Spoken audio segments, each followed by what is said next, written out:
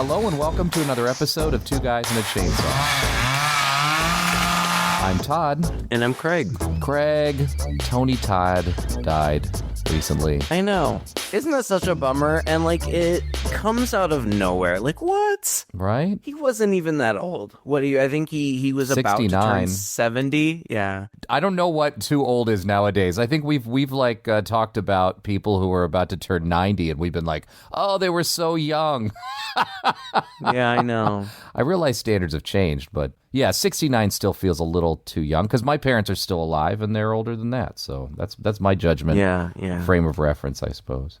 I think I was surprised he was even that old because the man hasn't aged to look at him. He just has always been this striking, good-looking guy. He was working up to the very end, and he's just been in everything. His guy's been all over the place. Yeah. And I just expected to keep seeing him in places. So it really sucks. Yeah. It's a bummer.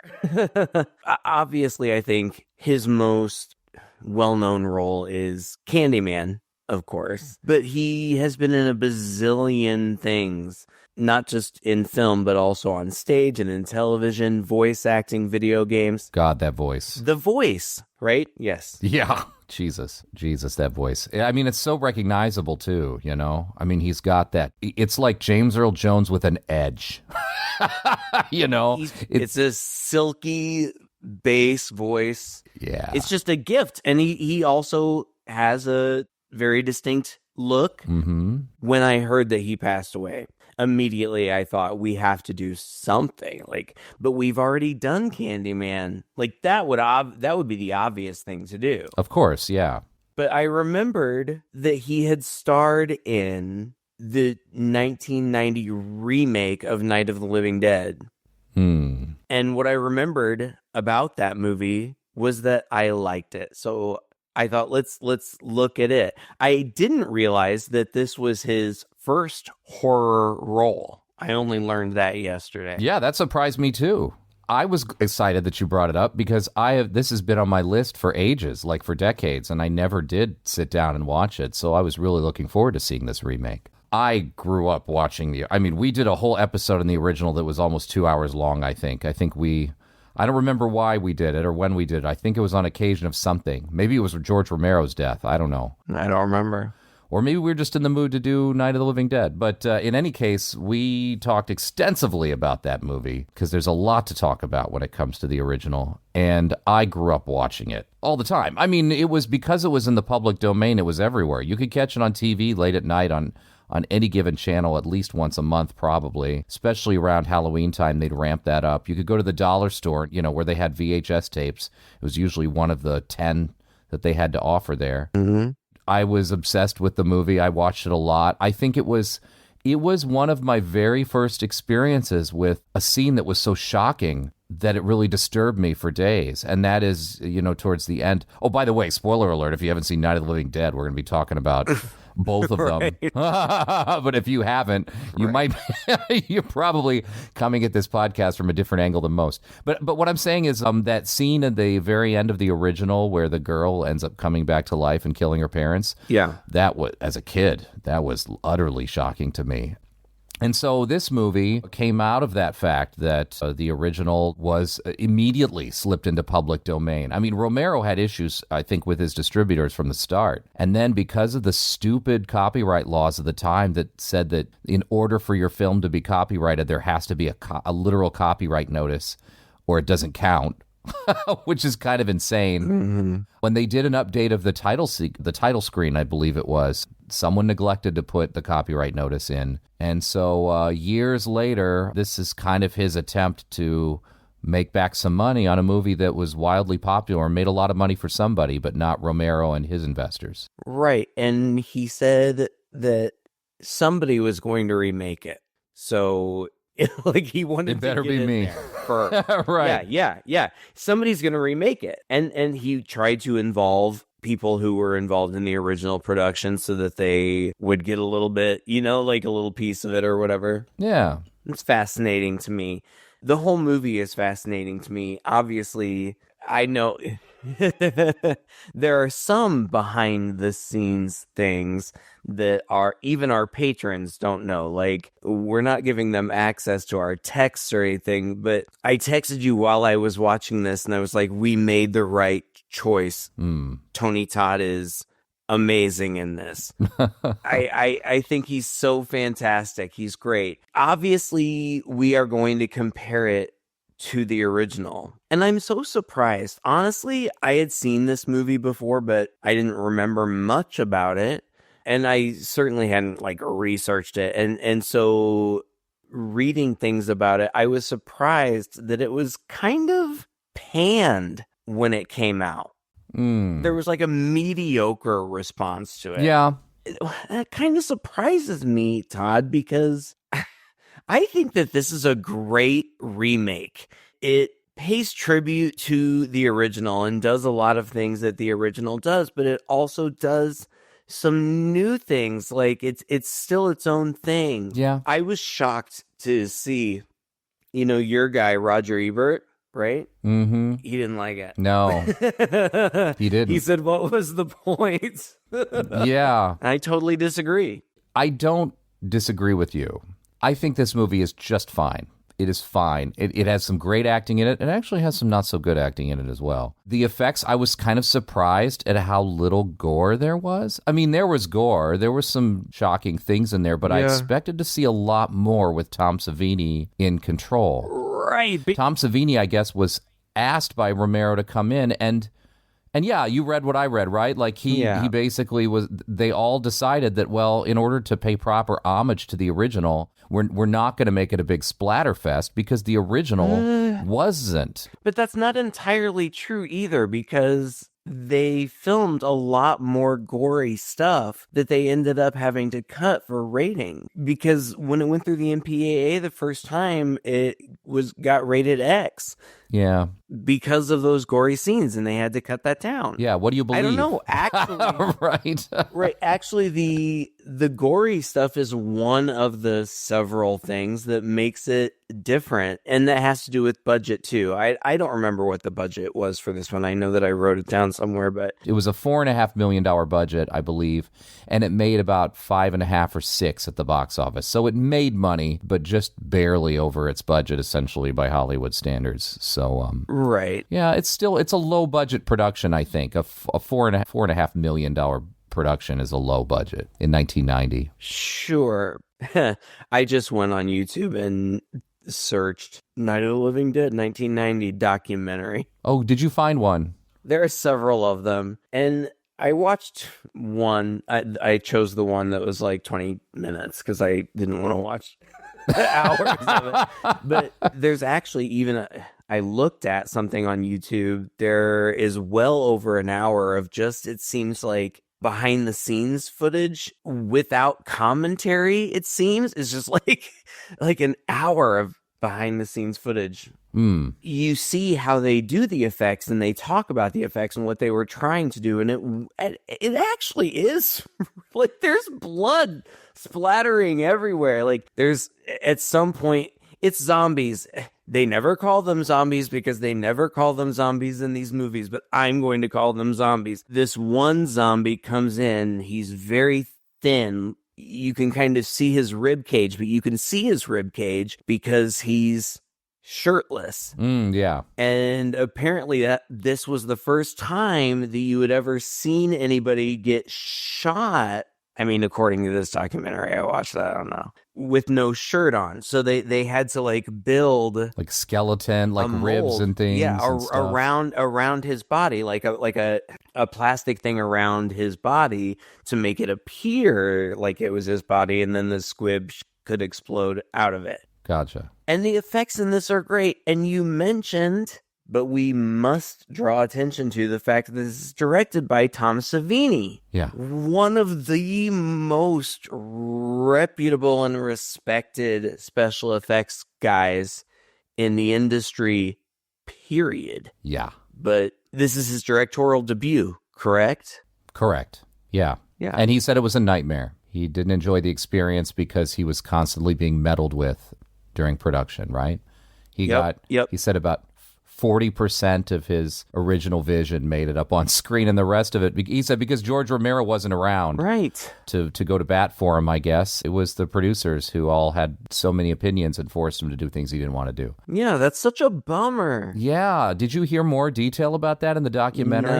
No, not really. It makes me wonder what he wanted to do. Because the things that he did do, there aren't a ton of differences. I don't know if this was him or if it was the studio, but it's very much like the first one. In the documentary that I watched, I did read that he wanted to kind of cast some characters so that they would be reminiscent of the characters that you remembered in the first movie. Like specifically the one that when he was saying that, the ones that they showed were the basement dads. They're very similar. Yeah, they look similar. They act almost exactly the same. Right. I have to say, this is why I felt the movie was a little uneven, because I felt the times when they were trying especially hard to make it reminiscent of the original were some of the weaker moments of the movie. And I thought that basement dad and the mom thing was pretty weak. I did not think that mom's acting was good at all.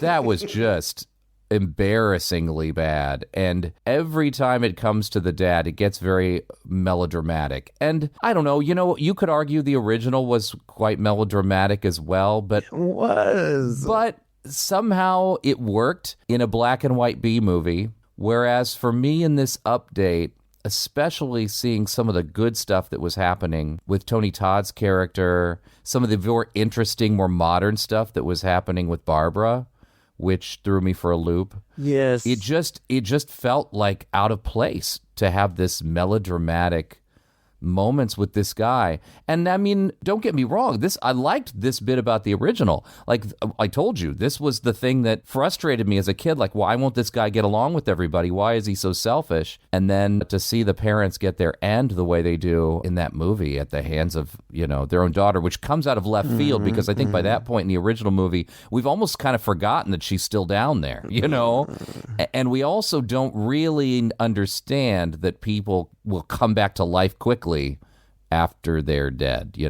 I think I might be wrong about this, but I think it's the first time and only time it happens to one of the main characters in the movie, right? Yeah. The ones in the house anyway. So, all of that was very impactful to me. And this guy's performance, like I said, was almost second for second, beat by beat, line by line, the same as that guy's in the old movie. I think it worked a lot better played up against Barbara screaming hysterically, like the stereotypical screaming hysterical woman who's pretty much useless for most of it, which is a little eye-rolling, But again, it kind of fits with the time, the way movies were. Provides a nice counterpoint to the very strong and capable main character who happens to be black, and there's some racial tension there. The stew, I think, worked a lot better for me in the original, whereas it just felt very uneven to me with this one. And although I recognized it as being homage to the original, and I liked that aspect of the original, I just didn't think it worked in this mix, and I would have liked to have seen it be a little more realistic, in that sense. That part of it. Gosh. I just felt entirely differently. Yeah. I was ready to say to you, I think this is a great remake. And maybe I already did say this. I think I already did say this. Yeah, because you said it. I get what you're saying. If you're going to remake it. I love the things when it's what I remember from the original. Sure. And it's close to it. If you're gonna do it, really do it. Yeah. And I feel like he does. Fair. But then he also does other things, the gore is updated. So I'm kind of conflicted on that, but I do agree with you. I hope we agree that the new stuff that he does with it, Barbara in the original is insufferable. Yeah, she's super annoying. They should have just killed her from the beginning. the human people, not even the zombies, the human people should have just killed her. They should have just kicked her out. Would have been a lot easier for them to manage, yes. But here he goes completely opposite. Now Barbara starts kicking ass almost as soon as she arrives. And they do the whole thing. from the beginning, I'm not going to try to go through the whole thing, I swear. Like, it kind of looks like it's going to be black and white for a second. And Tom Savini wanted it to be black and white in the beginning. And then for color to, like, start coming in like Wizard of Oz, I guess. I don't know. Whatever. But... when the zombies open the door. It's like this big moon rising. And then it opens the same way that the the first one does, with this brother and sister. Yeah, Bill Moseley. Right. I didn't even recognize them because I feel like I didn't either. This is one of those moments where I feel like they're paying such tribute to the original. Like, it's not exactly the same because he starts taunting her in the car before they even get out. Yeah. But he is costumed to look so much like the guy from the original. Yes. From that classic clip where he comes up from behind the tombstones like, "They're coming to get you, Barbara." I loved that. And it's great. Yes. I love that. And it's those winks and nods where it's true to the original that I really appreciate. And I appreciate the balance of that against then Barbara escapes the same way that she did in the last one, where, you know, she gets in the car and puts it in reverse in it, and then she runs to a farmhouse, and then they're in a farmhouse forever. But she is not helpless in this movie at all. Correct. In fact, the thing she addresses in this movie, what infuriates me that they don't address in the original, she keeps saying, "Look at them. They're slow." Yeah. They're so slow. We could just walk right past them. We wouldn't even have to run. We could just walk right past them. We have the guns. If we're careful, we could get away. We could just walk the out of here. And Ben, who is supposed to be the voice of reason in the first movie and in this movie, but I feel like he's never really confronted with it in the first movie. But in this movie, he just keeps saying, "Nah, shut up." No. Honestly, that's one of the big differences here between this one and the original. In the original, Ben is pretty much like the only voice of reason. Ben is the leader. He's in charge. He's pretty much the only person making all the right moves and doing all the right things and trying to get everybody to pitch in. As the audience, you are meant to trust him. You are on his side. Yes. He is the voice of reason. 100%. Correct. But in this one, he's got competition. She is very quickly also able to hold her own, picks up a shotgun and is shooting away zombies when nobody else is, and is coming up with good ideas and volunteering to go do things. I mean, it's not only is it a total 180 from Barbara in the first movie, but it's like we have two main stars here, where in the original very clearly there was one protagonist that we trust and are on his side and is kind of leading the way and doing all these things. I don't have that actress's name in front of me. I don't know if you do or not. Patricia Tallman. Yeah, she was great. She yeah. was fantastic. And she's a stunt woman. She was mostly a stunt woman. And she's done some acting. She was the iconic witch from Army of Darkness. One of them, at least. Well, she was in Babylon 5 and so a couple of the Star Trek TV shows, even back to Next Generation. I thought she was great. Yeah. She was a badass. She was. I think that's one of the things, you know, you said Savini said he got about 40% of what he wanted. I think this is one of the things that he got. He didn't want her to be weak and pathetic. He wanted a strong woman in the vein of Sigourney Weaver. Like, that's specifically what he was thinking of. And he got it. He gets it to the point where the statement that the movie ends up making, because all of these Night of the Living Dead movies, Day of the Dead or whatever, always make some kind of political statement, seems to be more about gender roles now than about race and racism like the first one was. That's true. And that's a modern update that makes sense. You know, it makes sense to do that. The ending is extended considerably, and I thought it went on a little too long, little past where I was interested, to be honest. I mean, I was interested to see where it was going, but I've seen The Walking Dead, so I've already seen a vision of what people are going to do with zombies once they're kind of cool with them being around. I thought that was a little overplayed, and it wasn't as shocking as the ending is in the original. And it doesn't need to be. I just kind of expected another gut punch, in this one, like I got in the first one. And this really didn't have it. It just kind of ends. I mean, you want to talk about the ending? We're 20 minutes in. I mean, we can jump around, but no. All right, we will talk about the ending later. All right, let's go back to her. She's in the house. She's a badass. Tony Todd, they're rounding up all the others. There's a girl and a boy who are boyfriend and girlfriend. Yeah. His uncle has the house. After they board up all the windows and doors, they decide their best bet is to try to get the keys to the gas pump, which must be in the house somewhere. I know. Yeah, and all of that is the same. Yeah. You just described both movies accurately. Right. One of the things that I liked about this movie, but it also made it confusing, and I know I've already alluded to it with the girl that we were just talking about, but sometimes, especially when they first get to the house, zombies come around and Tony Todd just whoops their ass. Yeah. He's an action hero in this one. What are you scared? You just whooped their ass. At one point, he's out on his own, right? I mean, it's later in the movie, but it's on a pole, and he's just plowing through those things. They're surrounding him, and he has no trouble just like taking him out, getting him at the knees like a football tackler, whacking him around. They're coming up behind him. He just does that whole like the backwards punch thing with his fist. Like it's kind of funny. There is some part in the movie where he puts his hand up by Barbara's face. His hands are huge, enormous. Yeah, they are huge. Enormous.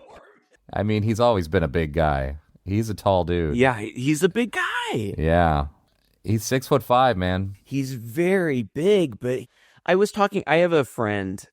I won't mention him by name because I don't want to embarrass him, but he's a big guy. And I was just talking to him about this. I was like, you're a big guy, but you don't really like occupy a big space. Like your hands are small. I feel like Tony.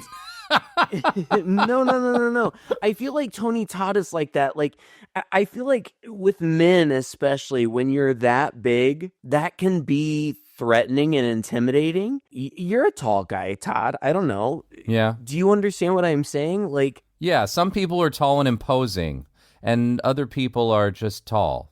And I always try my best to not, look down on people and things. To the point where my posture's bad, actually. I ruined my posture when I lived in Japan, and I was surrounded by a lot of people who were considerably shorter than I was, and I thought that if I just bent over a little bit more, that it would somehow put them more at ease with me. Instead, it just made me stoop over. Yeah, there's definitely, something about physicality, but I just feel like Tony Todd, I know he's a big guy. He's an imposing guy. And his voice is, it's just amazing. And it could be anything. It could be scary. It could be, I'm just saying, like, he can be a zombie ass kicker. Yes. But also not scary. Like, oh, right. When he's trying to explain things to people and when he's trying to talk to Barbara, like, he can be kind. Yeah, there's a soft side of him. I mean, for lack of a better word, that sounds stupid, but I know what you mean. He's not just scary guy. Yeah. I actually kind of feel like he is a little bit more nuanced than the guy in the original. The guy in the original gets really angry in the end. Yeah.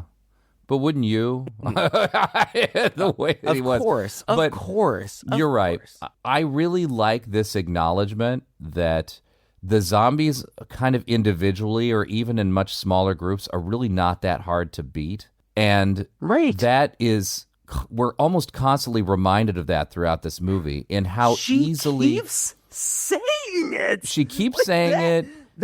Then it's like a joke. It made me mad because she keeps saying it. Like, I appreciate everything that they're doing.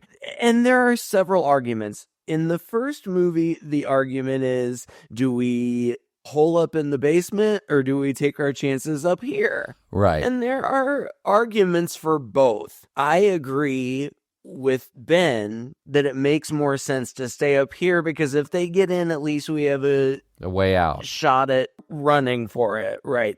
That makes more sense to me. You get yourself in the basement, they get in, you're stuck down there. But in this remake, there's a third option that she keeps bringing up. Right. Like, as they're boarding up, oh, this drove me nuts too. As they're boarding up the windows, she's looking out there, she's seeing them, she's like, look at them, they're super slow, we should just leave. Like, right.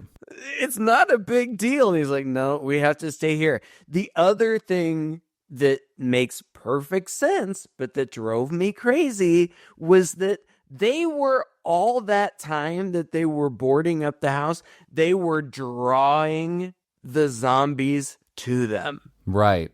They're making noise. Like, you know what we should do? Yeah, let's make a lot of really loud noise. This is your fault. Come to think of it, it does make Ben look to be like the guy with a little worse judgment, doesn't it, in a way? Because he's obsessed with them. I think so. Boarding everything up. Well, it even hammers the point home comedically when she finally gets out toward the end, when she's out there and she's just walking around and she's looking at the zombies and almost chuckling, and she just kind of pushes one or two back, right? And laughs, turns her back on a couple of them as well. She is fine. Like, yeah. It's like, yeah. She's basically surrounded by them. Yeah, and she doesn't even give a shit. She's like, yeah, this is not a big deal. Yeah. I don't know. She has mommy issues. I don't even remember what that's all about. But I feel like there's one zombie that's like holding a baby doll. Oh, yeah. And that's the one she pushes around. Like with the shotgun, with the barrel of the shotgun. She keeps like pushing it around and it just won't go away. Like, it's not a threat. It's just annoying. And she already has mommy issues anyway. So she just blows its head off. I really did very much enjoy this movie, but it was that specifically that really bothered me. Like, they could have just left at any given time. And some of the things that frustrated me are things that they just kept from the original. Like that whole ordeal where they have to get the keys. They have to get the keys, and then they have to get to the truck, and then they have to get to the gas tank, and then they're idiots at the gas tank and has the wrong keys, so he decides to shoot the gas tank like a dumb moron, which explodes. Oh my god, like an idiot. Oh my god. I liked that dumb kid until he was dumb and shot the gas tank. Yeah. His girlfriend was not particularly a good actress. she was the screaming woman in this one. Like, she didn't have much more to do than to walk around and be freaking out all the time. I feel like in the original she was kind of cool. Yeah. There definitely became a point where I was like, oh, so that's what they did. They just reversed these two roles, kind of. I mean, not exactly, because nobody was as big of a badass as Barbara ended up being in this one, but True. Yeah. The basement family felt, to me, a little bit less believable this time around. Yes. It was easier for me to believe that a woman would just follow her husband's directive. I mean, the wife in the first one certainly questions it.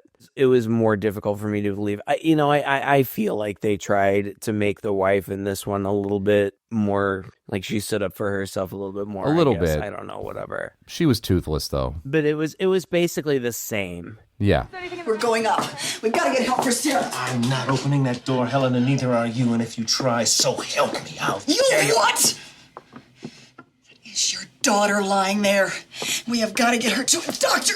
There's no doctors upstairs, Helen, and there's no way out of here. That whole part was basically the same. One of the things that bothered me about that whole part was, and I guess, I don't know, maybe it was the same in the original. I don't know. Maybe it has something to do with filming laws, but their little girl who is dressed like a China doll is a woman. Yeah. She's a woman. Yeah, she's not a girl at all. Why is there a full-grown woman in like bobby socks? It's like Dorothy from The Wizard of Oz all over again. Yeah. It's crazy. Other than that, I mean, that mostly ends up the same way as it does in the original. I'm trying to think of ways that it differs because I don't know how else to approach it, because come on, guys, you've surely seen Night of the Living Dead. It is a pretty faithful remake of the original. Like, there are some differences, especially in the way that it ends, which we're obviously going to get to, but to go through it plot point by plot point would be redundant. Like, I think in today's age, by the time a person is seeing either the original or this film for the first time, they've probably already seen so many other more complicated, more intense zombie movies. Fast-moving zombies that, I don't even think this movie claims that, getting bitten by a zombie turns you into one. It's just if you die. Mm-hmm. Everything that dies is going to turn into a zombie because of reasons unknown. And Emily, the basement girl, got bit. That's why she turns into a zombie. Is that the reason, though? Yeah. I remember they specifically say that. She got bit infected because she was feverish. In that documentary that I watched, they were talking about, and we've talked about this a bazillion times, about how horror movies they reflect the fears of the time. And this came out in 1990. Intended or not, this was kind of about the AIDS scare. And the mom specifically said, the mom says she got bit by one of those people. Oh. And that really? So yes, I'm sorry. That was a very complicated answer to your very simple question. Now I'm way more interested in what you have to say about this, because what you learned about this, because aside from a reading of that particular line, what else in this movie references the AIDS scare? I don't know. Just in fear of others, fear of infection. I don't know. Let's just keep talking about the movie. Let's keep talking. I don't know. Let's talk about the end. Let's go to the end because it's so different. Because in the first one, there's definitely this racial tension. Yeah. And, we've said it before in the previous episode. It's been said a million times that Romero was quite progressive in even casting a black man as a lead in this. But may I interrupt you to say that it's been a while since I've watched the original, and there certainly is racial tension, but this is a small group of people, and while that certainly plays a role, it feels it's not an overarching theme, right? I agree, but within the microcosm of these people, and I feel the same way here. Yes, I feel the same way here in this Tony Todd is black. He's a big black guy. He just is. But the character of Ben was not even written for a black man. Like, yes.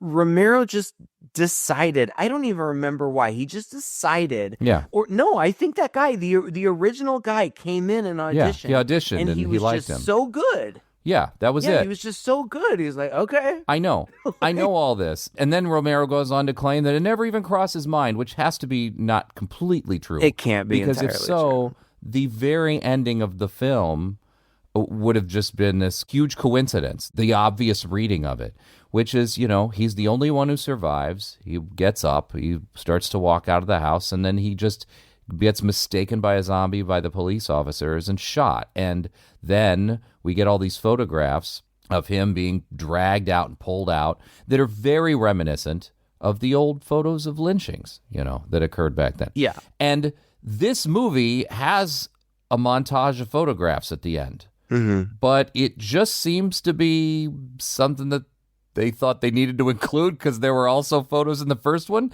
because there's no thematic element to that, unless it all just went way over my head. I just saw these still close-up photos of them dragging all of the random zombies out, interspersed with every second photo is a close-up on her eyes. I was like, what?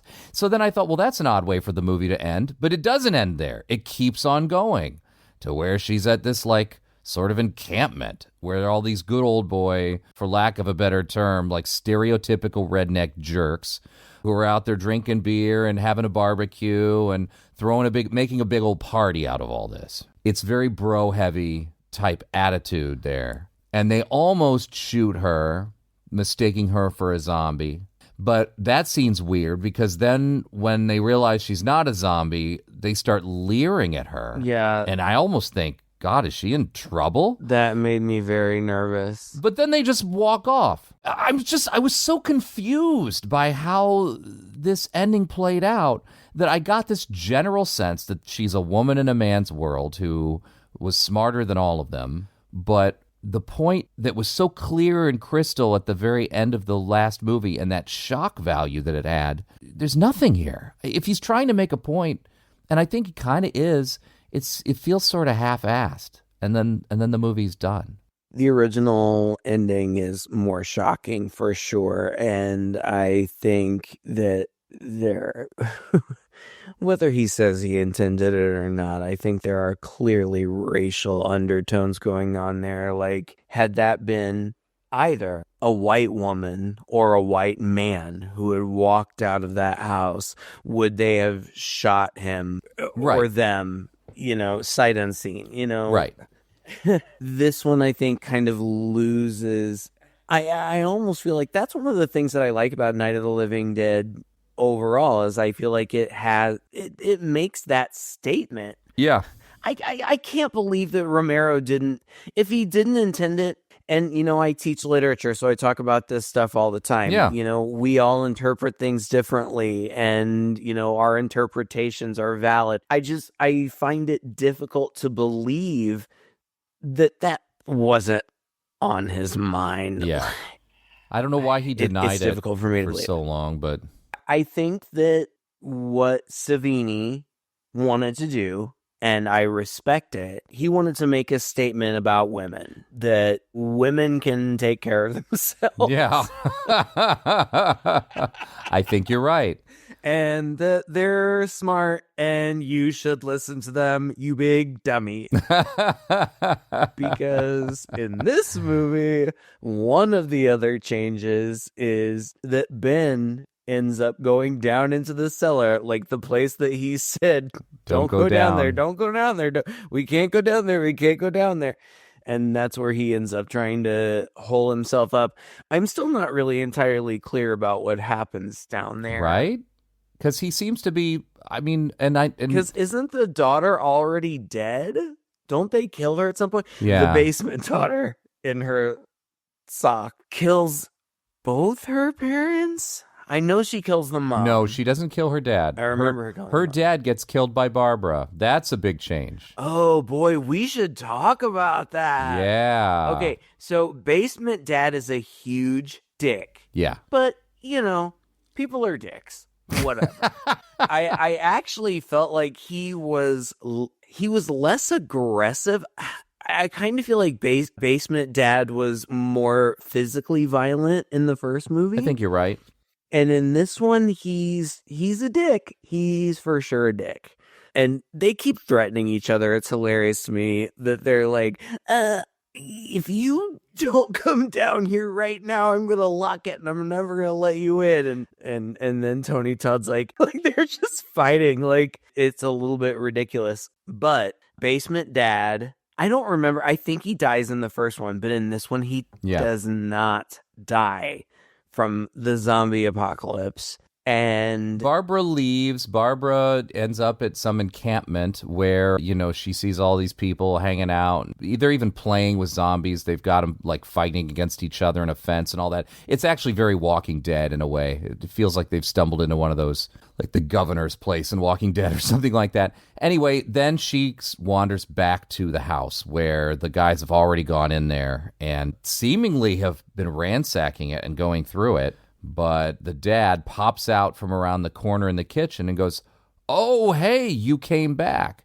And she raises her gun and shoots him right above the eyes, and then turns around to the guys behind him and says, another one for the fire. And that's what the sheriff says about Ben. when they shoot Ben. In the first one, yeah. Another one for the fire. There's another line that is said, I think, also by the sheriff, something like, "Yeah, they're dead. They're all messed up."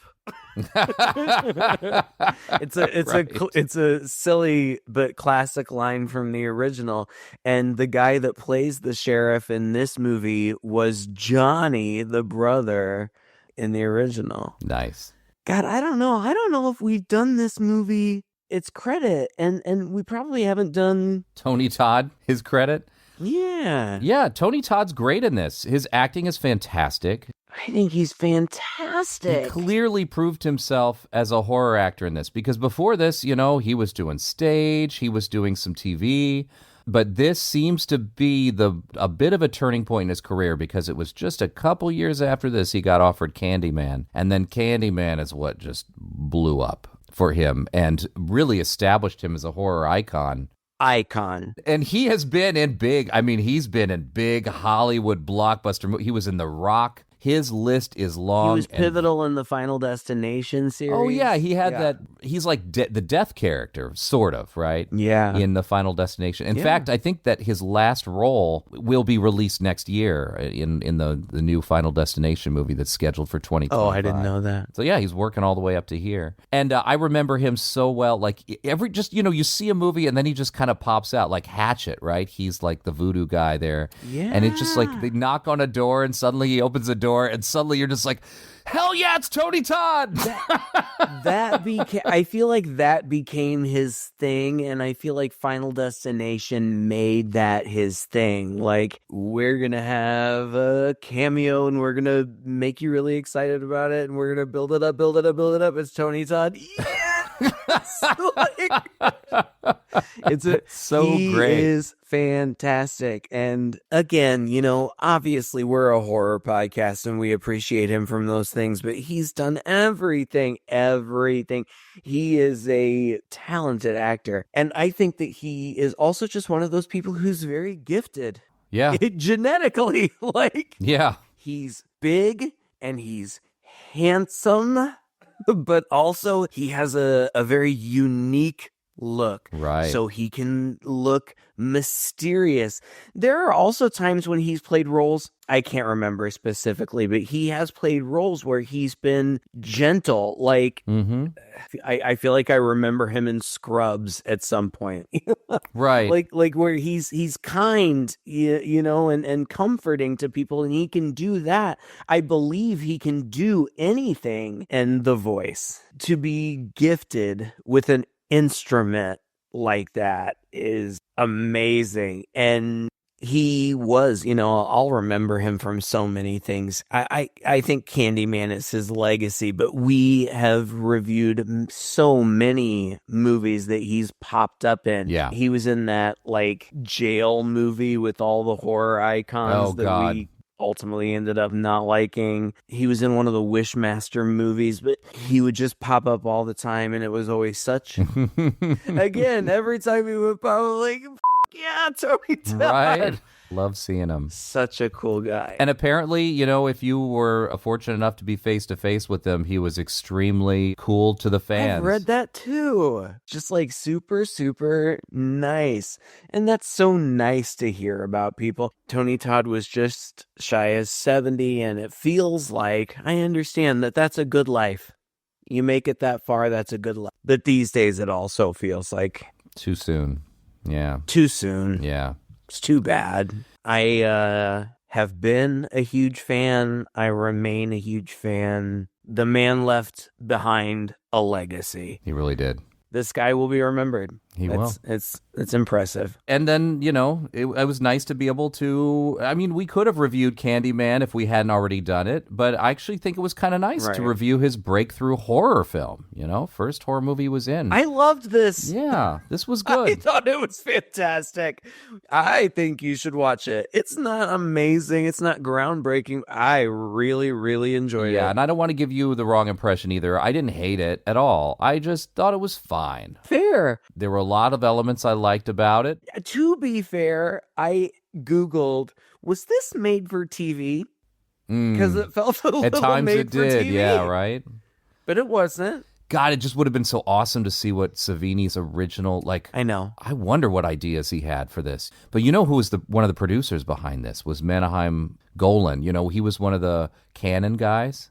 Golan and Globus, remember? Mm-hmm. All the Cannon films that were going through the 80s, and they were just spending money left and right. And then when their whole production thing just kind of got sunk under dollars, I think he went over to work for, I don't remember, was it Columbia? Who produced this film? Was it Columbia? Was it Columbia? He became an big executive there, and he notoriously had lots of strong opinions. Many of them were really dumb, as can be seen by a lot of the Cannon output. Highly entertaining stuff. Don't get me wrong. I actually really love the Cannon movies for what they are, but me too. Very few of them are, you know, you'd consider high art. And I feel like Savini would have brought some real high art to this if he had been given full reign. So kind of a shame to see that he was reined in a little bit like that. But we still ended up with a fine movie. I liked it. Hopefully made some money back for Romero and his guys as well. So yeah. Well, thank you so much for listening to this episode. If you enjoyed it, please share it with a friend. We are coming up toward the end of the year right now, so if you have requests for us to do holiday movies, it is not too late. We have not completely nailed down our list of holiday movies for next month, so go ahead and just find us online wherever we are. You can get to our website at chainsawhorror.com. You can leave us a comment or message there. You can click on the Speak to Us button at the very top. And while I'm bringing that up, I have a message for us, Craig. Do you want to hear it? Yeah. To the best horror podcast out there. Todd, Craig, this is Johnny B. Ghoul, and I had to come on here just to let you guys know how much I enjoy your show. I've been listening to you guys since August of 2023, and I'm proud to say that I am almost finished with your entire catalog, and I've enjoyed every second of it. It's fantastic. You guys are funny. You have fun. You guys seem really smart when it comes to doing these movies, and you really give movies a chance too. I love listening to a lot of the bad movies that you guys have done just because of how fun you guys make it. You really seem to enjoy yourselves. It really does show. I've recently become a patron at your Patreon page too, and I have to say that there's some awesome stuff on there. I'm really enjoying it. So I support you every step of the way. I'm always telling people about your show, and I think it's great that there's still people like you out there in the world that enjoy horror. It's just really a treat, and it's a good feeling. So with that being said, again, thank you guys so much. Keep up the good work, and take care of yourselves. So nice, That's right? So nice. And I mean, I got to apologize because Johnny B. Ghoul here actually sent us that a little while ago. But with the holidays and stuff coming up, it took us a little while to be able to put it up here on the show. And he is one of our super fans, Craig. Yeah, I know. He's really nice. We do a lot of chatting back and forth. He's got a great voice. He should come on the show. It'd be fun.